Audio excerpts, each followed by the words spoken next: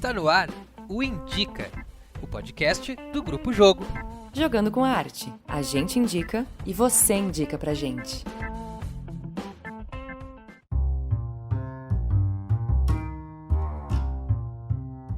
Está no ar mais um episódio do podcast Indica, este podcast do Grupo Jogo. Neste podcast a gente fala um pouco sobre arte, sobre cultura, chama convidados e os temas, geralmente eles surgem a partir de vocês que estão nos escutando. Para isso, acessa lá no Instagram, @grupojogo, dá aquele DM pra gente, manda um direct, uma dica de tema, um artista que achou bacana, sei lá, uma música ou um filme. Meu nome é Lucas, sou diretor de teatro, professor de teatro e atualmente doutorando em artes cênicas pela URGS e apresento esse podcast há algum tempo com a Aloíse Perrosan, que teve que se afastar por motivos pessoais dela. E para substituir a Aloíse, nós convidamos nada mais nada menos do que uma lenda no Grupo Jogo.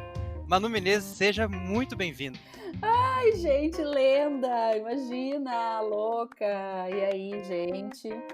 Eu sou Manu Menezes, sou atriz do Grupo Jogo já há muitos anos, há uns 10 anos que tô aí trabalhando direta e indiretamente com essa galera que eu amo, que eu admiro muito. E é isso, né? Sou atriz, sou produtora, atualmente tô morando em São Paulo, vivo essa vida dúbia aí, muito louca, e vamos lá, tô muito feliz de estar aqui, estreando nesse babado novo, nesse momento tão diferente que a gente tá vivendo.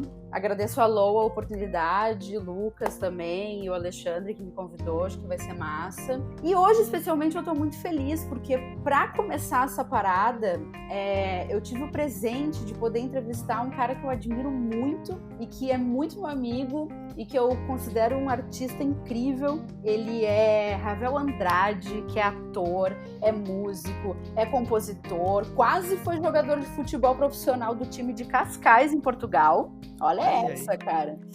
E hoje ele coleciona, assim, uma gama infindável de trabalhos muito bem-sucedidos na televisão e no cinema. Aí vale lembrar também que o Ravel também já foi ator do Grupo Jogo, e ele participou do Para Acabar com o Julgamento de Deus e do Pop Hamlet, em que inclusive nós fazíamos um par, eu era Ofélia, ele era Hamlet. Olha o sucesso. E aí, Ravel? Ô, Manu, te amo, minha amiga, minha irmã.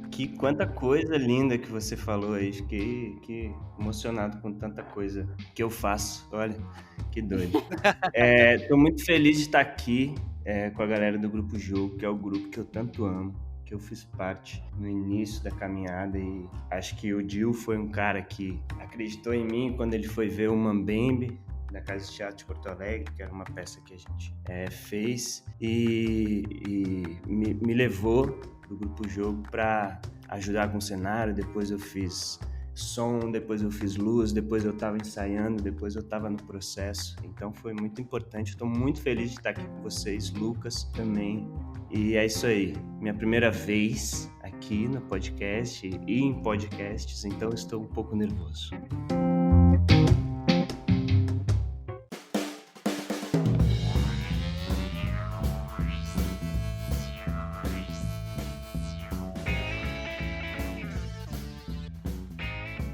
Bom, Ravel, tu falou um pouquinho da tua trajetória pelo Grupo Jogo aí, que foi demais, eu me lembro, tenho lindas lembranças, mas eu queria que tu me contasse um pouquinho da tua trajetória como ator, assim, como é que foi isso, como é que tu começou, em que ponto tu tá, conta pra gente um pouco. Bom, vou entrar num fluxo aqui de pensamento agora, vou tentar ser bem direto assim, mas tomara que eu não me prolongue.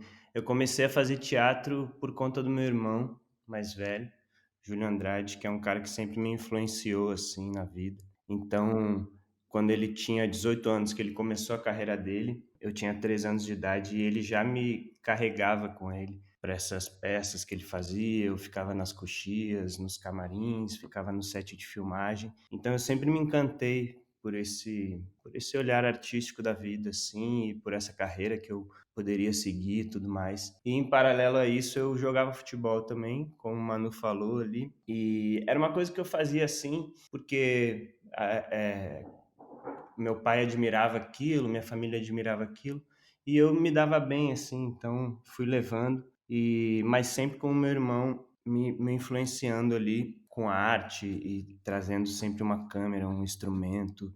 No meu processo de crescimento, meu irmão sempre teve presente com essas coisas, assim, com a parte lúdica da vida, né? Teve um dado momento com 15 ou 16 anos, eu estava morando fora de Porto Alegre. Eu nasci em Porto Alegre, mas morei em muitas cidades diferentes. Morei em Caxias do Sul, morei em Florianópolis. E eu estava morando em Portugal com os meus pais. Meus pais tinham ido para lá para ganhar a vida e tudo mais, uma vida diferente. E eu resolvi, estava um pouco triste, porque não tinha me encontrado lá, estava jogando futebol, mas não tinha encontrado os amigos certos, não estava feliz. E eu liguei pro meu irmão e falei: mano, eu quero fazer teatro. Eu tô precisando fazer teatro, porque eu tava com uma vontade muito grande dentro de mim, uma chama acesa, assim. E eu voltei pro Brasil com 16 anos, e com 17 anos eu voltei para Porto Alegre e comecei a fazer teatro na Casa de Teatro de Porto Alegre, do Zé Adão Barbosa, nosso mestre de muita gente em Porto Alegre, uma Com referência, assim. certeza, com Grande certeza. Zé, Com grande Zé. certeza, grande Zé. E eu acabei na Casa de Teatro ganhando bolsa para fazer o curso de formação. E eu fazia o curso à noite e aí saía da aula e já ficava, porque a gente trabalhava no bar do teatro, no Bertoldo, e a gente já ficava pós-ensaio, assim, pós-aula, para trabalhar, para poder manter ali. Eu tô falando a gente porque me vem o Tiago, né? Claro. Nosso grande irmão. Tiago E foi Souza, outro grande celebridade gaúcha. que é tipo um grande. Eu, Manu e Thiago, assim, a gente é muito amigo, assim, a gente compartilhou uma parte da vida. E bem essa parte da descoberta dessa minha carreira, do que eu poderia fazer, a descoberta do teatro. E dali pra frente eu fiz essa peça com a Casa de Teatro, que foi o grande lance, assim, que girou uma chavinha na minha cabeça. E comecei a me aproximar de Manu, de Tainá e do Dil também, do Alexandre Dil. E o Dil passou a me convidar para ir lá ensaiar, para treinar, para assistir as peças e tudo mais. Eu lembro até que vocês estavam fazendo uma peça que eu acho que era o Dil que fazia. Era Que uma peça era, que tinha um cenário que era uma piscina. Medeia Material, Ideia material. com a Petit com o Vini, né? Não, era Petit e o Gil. Com a Petit com o Gil, é verdade, É, nossa.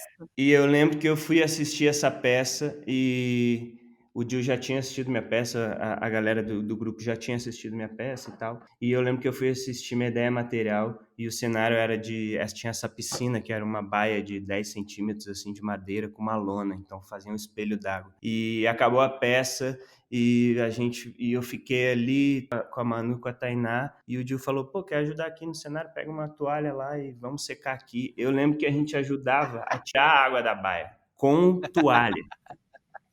Não tinha como fazer com balde, porque era muito raso. Então ficava todo mundo com aquelas toalhas, espremendo toalha, assim, dentro dos baldes, até acabar. Era, tipo, muito trabalho de formiga, assim, cara. Nossa, todo mundo ajudando, assim. E eu lembro que eu fui os 3 dias direto e ajudei os 3 dias direto, e a gente começou a se aproximar muito. A gente fez a leitura do Para Acabar com o Julgamento de Deus, que foi incrível também. Verdade. E depois a gente fez o Pop Hamlet, que pra mim, tipo, é a peça mais legal que eu já fiz na vida, cara.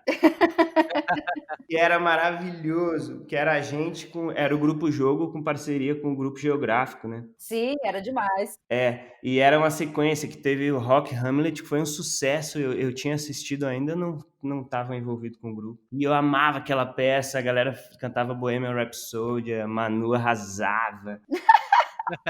E aí, quando eu cheguei lá, eu cheguei bem quando teve a ideia do Pop Hamlet, que era Hamlet na versão pop, né? Com todos os clichês do pop e os hits foda, Britney. E aí a gente fez essa peça. Logo depois que eu fiz essa peça, aconteceu um fato interessante na minha vida, que eu morava com a Tainá Galo, que é minha ex-namorada e muito amiga hoje em dia, e muito amiga da Manu, melhor amiga da Manu. E a gente morava junto, se separou e cada um foi para sua vida, assim. Ela voltou para casa da mãe dela. E eu preparei uma mudança porque eu ia mudar para casa de um amigo. No dia da mudança, era um sábado à tarde, assim. Um amigo meu veio com o carro dele, botou o carro lá pra gente fazer a mudança. A gente lotou o carro com a mudança, só sobrou a caixa da cozinha e roubaram o carro dele com todas as minhas coisas. Nossa, eu lembro disso. Então, mas isso aconteceu na época. Eu lembro que eu fiquei triste, mas eu não fiquei assim. achando que era uma grande coisa terem roubado todas as minhas coisas, assim. Eu peguei umas calças dos amigos, o Dil me deu umas calças, o Igor me deu umas calças, cuecas, camisas, a galera juntou, assim, umas roupinhas pra me dar.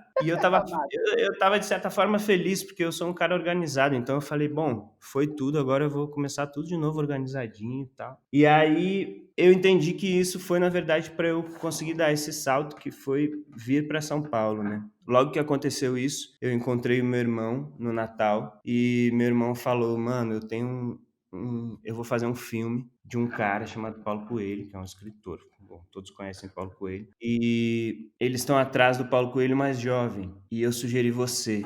E você vai fazer o teste. Eles vão fazer o teste com você. Aí eu Uou! extremamente nervoso, assim, porque eu já tinha feito muitas coisas no audiovisual de Porto Alegre, assim, mas tudo muito amador, sempre projetos de faculdade, curtas e webséries e tal, mas nada muito profissional, assim. E aí eu vim para São Paulo, fiz o teste com o diretor e com a roteirista do filme, e eles amaram, apostaram em mim, e a partir desse filme, assim, eu comecei a fazer trabalhos aqui em São Paulo e no Rio, que é muito diferente, né? Porque tem uma estrutura maior, assim, parece, em relação ao que a gente faz em Porto Alegre, assim. Eles têm mais dinheiro, né? Tem mais visibilidade. O mercado é maior também, né?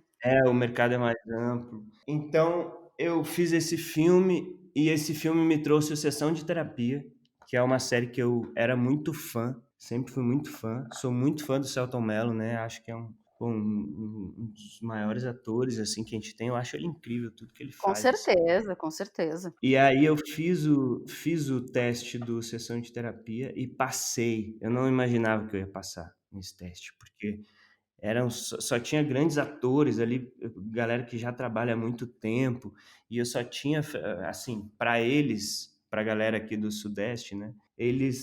Você chega aqui, você não, tudo que você fez no Sul meio que não vale, assim, é meio doido, assim. É, Eles não verdade. valorizam muito. Então, quando eu passei para fazer a sessão de terapia, para eles eu só tinha um filme. Eu tinha só sido desvirginado ali nesse filme. Os trabalhos anteriores meio que não contavam muito, assim. Então eu fiquei muito surpreso em ter feito sessão de terapia. Aí sessão de terapia me deu a oportunidade de ir para o Rio fazer uma série no Rio, com a Globo e tal, que é um grande canal de televisão que todo mundo merece, todo artista merece a oportunidade de trabalhar lá, porque é uma estrutura inacreditável. Enfim, a produção eles não erram, né? É alta qualidade, assim. Então, é uma experiência realmente incrível. Fui para o Rio, fiz teatro no Rio, conheci no Rio uma galera do teatro muito legal, fiz algumas peças com eles, com o Marco André Nunes e com o Pedro Kozlovski, fiz Lá e Crise, que também é uma tragédia. Fiz Caranguejo Overdrive, que é uma peça que foi muito bem falada, assim, uma peça muito legal, muito massa. Acabei fazendo Novos Baianos agora, meu primeiro musical. Ah, que é muito massa assistir, do caralho. Que massa, Nux. Mas aí tive a oportunidade de ter muita sorte, assim, muito privilégio de poder trabalhar com as pessoas que eu sempre quis trabalhar, de uma forma tão orgânica, assim, um trabalho me levou ao outro, e eu sigo trabalhando, sigo conhecendo gente que eu admiro, conhecendo alguns mestres, assim, que é muito lindo, assim, eu só tenho a agradecer por essa trajetória, assim, que eu consegui até aqui, assim, onde eu consegui chegar, assim.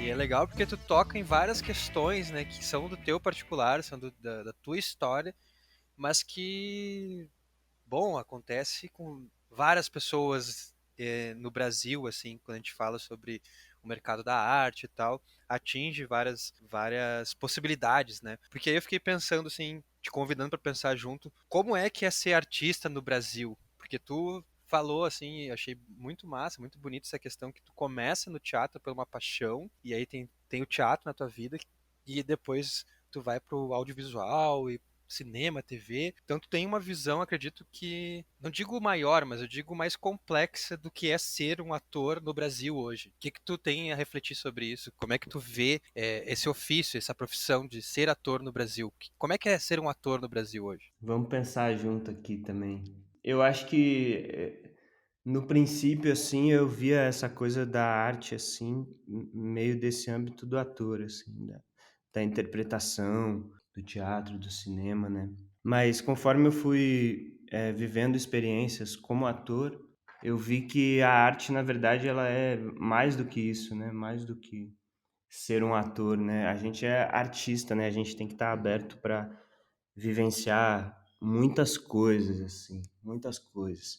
E eu acho que hoje em dia é marginalizada esse nosso modo de vida, né? A gente vive da arte, né? E é muito marginalizado, muito difícil você ser artista, porque para você ser um artista ou um ator, prefiro falar artista, eu acho, porque é um jeito de pensar, assim, né? Mas para você ser um artista, você precisa ser um provocador, assim, né?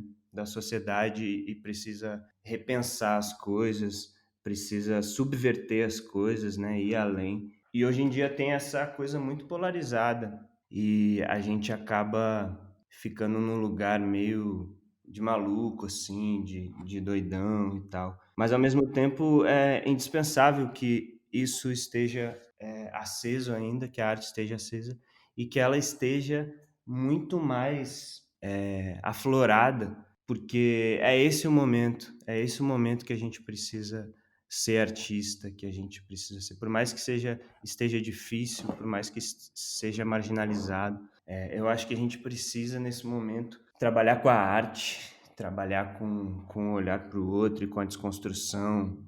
Eu acho que é nessas horas que a gente tem que provocar, né? Que a gente tem que colocar para fora Exatamente, esse provocador. E eu acho que exatamente. nesses períodos é o momento em que o artista se faz mais importante, por isso que é tanta resistência, assim, né? A gente não larga o osso, a gente vai até onde tiver que ir. Sim, exatamente, exatamente, mano.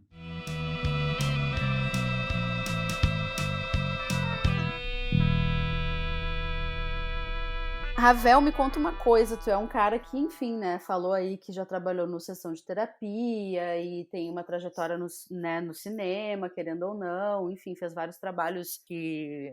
Enfim, essa gama incrível, assim, de trabalhos pro audiovisual. Tu deve estar percebendo até mais de perto que o mercado de série de TV, ele tá crescendo no Brasil, né? De certa forma, assim.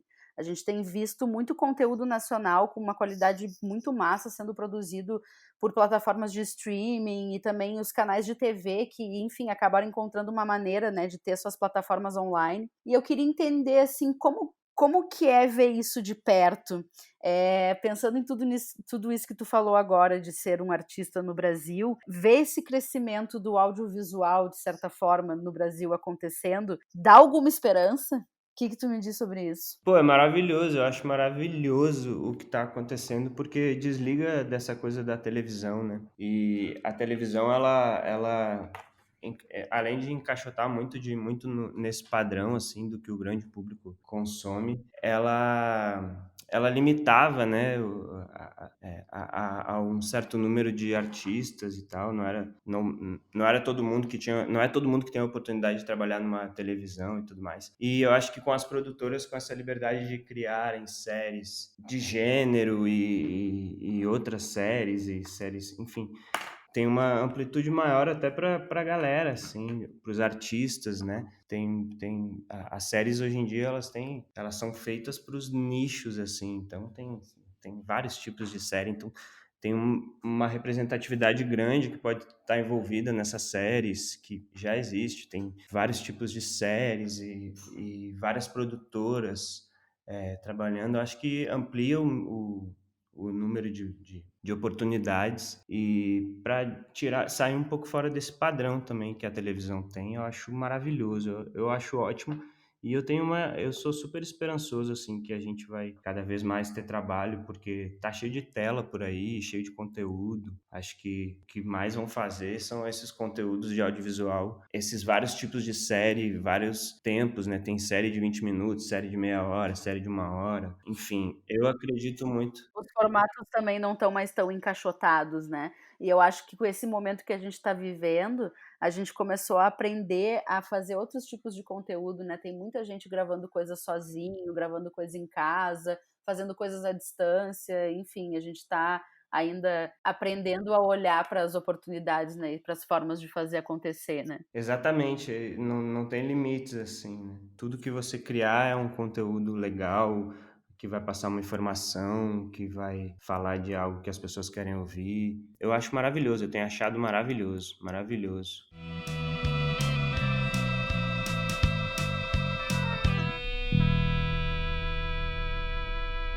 Tá, e assim, uma coisa que eu acho muito legal e que conversa um pouco com o que tu falou no início sobre ser artista, né? Que eu também eu concordo e compartilho contigo dessa ideia do ator, que a gente não é só ator, né? A gente é artista. Eu sei e gosto muito do contato que tu tem com a música. Tu tem um trabalho bem consistente ali com Os Beiradeiros, que é um projeto autoral em parceria com o Danilo Mesquita, né? Que foi teu, acho, eu não sei se vocês chegaram a trabalhar junto na TV, acho que sim, né? Sim, a gente fez uma novela juntos, que eu fiz uma participação. E foi aí que tu conheceu ele? Me conta como é que surgiu esse projeto, assim. Tu acha que o teu trabalho como ator influencia, de certa forma, o teu trabalho como músico? Como é que é, assim? Sim, eu acho que as duas coisas sempre andaram juntas para mim, assim. É o lance do violão e do teatro, assim. O violão eu comecei com 6 anos, sei lá, mas muito na intuição, assim. Nunca fui muito de me dedicar ao estudo, mas eu sempre carreguei a música comigo. E a partir de um dado momento, eu comecei a compor muitas coisas e cantava para a família, assim. E, de certa forma, quando eu estava atuando, o violão também estava sempre comigo, sempre levo nas viagens, levo pro hotel e acho que as duas coisas andam bem juntas, assim, no meu caso. E uma coisa alimenta a outra, né? Quando eu tô passando um texto, eu tô com o violão na mão. Quando eu tô fazendo uma música, eu tô com um livro na mão, alguma coisa. E quando eu fiz esse trabalho, essa novela, Rock Story, eu conheci Danilo e a gente compartilhou dessa afinidade com a música, assim, e com a viola. A história dele era muito parecida com a minha, assim, em relação ao violão, em relação à música. Ele tinha algumas coisas e eu tinha algumas outras coisas. A gente foi tocar junto, começou a tocar junto. E no Rio, a gente começou a fazer sarau. Participou de alguns, assim, uns 5 ou 6, e foi pegando gosto por aquilo, sempre em algum intervalo de trabalho, assim, como ator, né? Acho que isso também é uma coisa que sempre passou pela minha cabeça, porque no início eu pensava que eu não poderia ser completamente um músico, porque eu era um ator e porque eu tinha um orgulho dentro de mim de que a música eu não poderia ser um músico melhor do que um ator. Eu tinha essa coisa na minha cabeça. E aí, essa coisa do artista é justamente nesse momento, assim, que me acende. Foi quando eu vi que eu podia ser as duas coisas, assim, e que eu não precisava ser só essas duas coisas, poderia ser muitas outras coisas. Exato. Mas resolvi levar em frente essa coisa da banda, e a partir do momento eu e Danilo, a gente virou de dois, era só nós dois com violão e voz, viramos 5, viramos uma banda, e surgiu o Beiradeiros. A gente vai lançar um disco aí até no início do ano que vem.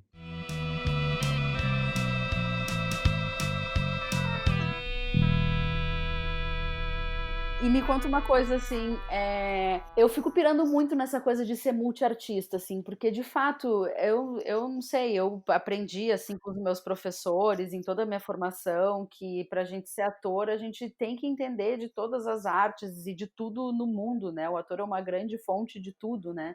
Porque a gente tem que ter esse recurso. Mas, de qualquer forma, assim, na vida prática, como que é pra ti ser um artista múltiplo, assim? Tipo, como que uma hora tu tá gravando um filme, outra hora tu tá gravando um disco, outra hora tu tá pintando um quadro, tipo assim, como é que é esse movimento na tua vida, assim, tu consegue dar conta de tudo, ou tu teve que parar em algum momento enfim, aceitar isso que tu falou agora, pô, eu sou essa pessoa que faço esse monte de coisa e vamos lá, como é que foi isso, assim? Sim, às vezes é meio doido, assim, né? Porque eu sou um cara muito muito easygoing, assim, na vida, né, na minha casa. Eu perco um tempão, assim, olhando para as plantas e perco um tempão admirando o sol, assim.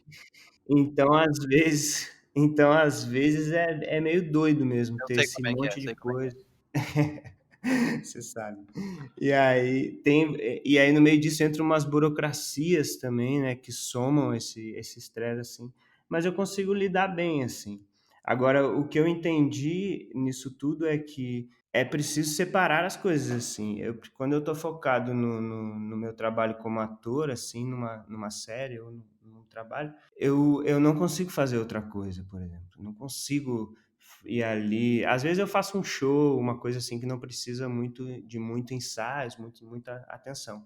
Mas eu preciso separar as coisas, assim. Então eu tento me desdobrar nas datas, né? Porque, Sim, enfim, tudo leva tempo e tudo mais, mas eu amo, é muito prazeroso, eu sinto nervoso toda vez que eu vou fazer uma coisa nova, ou fazer uma coisa que eu já fiz, mas para uma galera nova, eu sinto essa coisa ainda, para mim. Enfim, é muita emoção, cara, é muita emoção fazer todas essas coisas, poder olhar o mundo de todos esses lugares assim, e fazer arte e isso, e cuidar das plantas, e fazer música e atuar. Eu acho lindo, assim. Eu acho que me dá mais prazer do que é enlouquecedor. Que maravilhoso. maravilha, muito massa.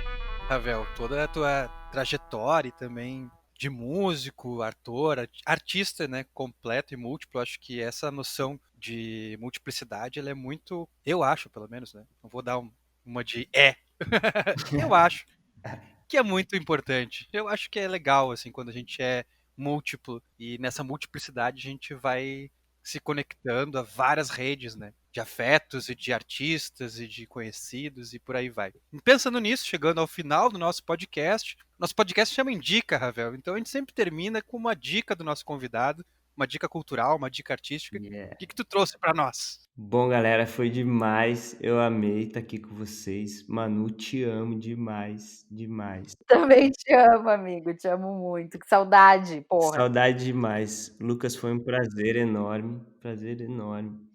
E espero Massa. ter respondido de forma sucinta. Eu sei que não foi, mas Mas a gente adorou te ouvir, Mas a Ravelzinho. gente adorou! Mas é bom relembrar, assim, eu tinha pensado, assim, no início e tudo, mas é bom relembrar que a gente sempre lembra de uma coisa nova. Enfim, eu resolvi indicar, então, aqui, no Indica, do Grupo Jogo, grupo que eu amo, grupo da minha vida. Eu li um livro nessa quarentena, não li tantos livros, eu não sou um cara que lê muitos livros ou que lê vários livros ao mesmo tempo. Eu li um livro nessa quarentena, e dentre muitas outras coisas que li, claro, mas o meu sogro, ele é um cara muito culto e muito inteligente. Ele me emprestou um livro do Alberto Mussa, que é A Primeira História do Mundo. É um livro mais para galera que se interessa por história mesmo, porque conta essa chegada dos portugueses no Rio de Janeiro, fala muito do povo indígena que morava aqui, dos tupis, dos tupinambás. Então, é um livro maravilhoso que conta do primeiro assassinato que houve na cidade. E o cara vem relembrando várias coisas, assim. Enfim, um livro muito interessante. Mas, esse foi um livro que eu li. Mas, além desse livro, eu queria indicar um livro que está sempre comigo e que é maravilhoso, que eu acho que todo mundo deve ler. É um livro grande, porém muito maior do que ele aparenta ser, porque é o Verdade Tropical, do Caetano. Esse livro é um livro, Opa! assim, que eu indico toda vez, repetidas vezes, porque o Caetano conta várias histórias da carreira dele, da época do tropicalismo. E, cara, é inacreditável, fala da ditadura. Enfim, é um livro para se ler, assim.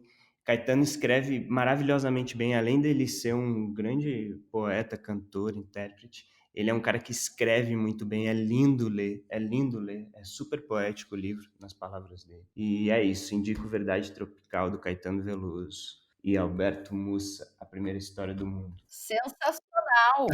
Tu queria indicar mais uma? Não, eu ia indicar outra coisa, que são as séries que eu queria indicar. Ah, indica então, pode indicar. Tá, queria indicar aqui também no Indica. É uma série que acho que quem não viu tem que ver, é uma série unânime, assim, que só se fala em outra coisa. Que é, que é o I May Destroy You, Uau, tudo. da Micaela Coel, que é foda, que ela, enfim, escreveu, ela dirige, acho que a maioria dos episódios, ela atua, tem um carisma É Maravilhoso. maravilhoso, muito bom. tem que assistir. Eu assisti também recentemente Boca a Boca, que eu amei, do Esmir Filho, que é uma série brasileira também. Legal. É uma série Do Netflix. que fala engraçado, porque foi feita antes e fala de um vírus que vem do boi, né? Então, fala desse momento que a gente está vivendo, assim, de uma outra forma, um outro vírus e tudo mais. Mas uma série linda, muito legal, brasileira, com atores jovens brasileiros. E tenho visto muito RuPaul's também, que eu descobri agora. Maravilhosa! Essa eu preciso indicar também, são muitas temporadas, tem Untucked, tem uns Popstar, Superstar e é maravilhosa, super divertida e o mundo drag é maravilhoso. Chantei e Stay. Chantei e stay. E é isso que eu tenho pra falar. Bye!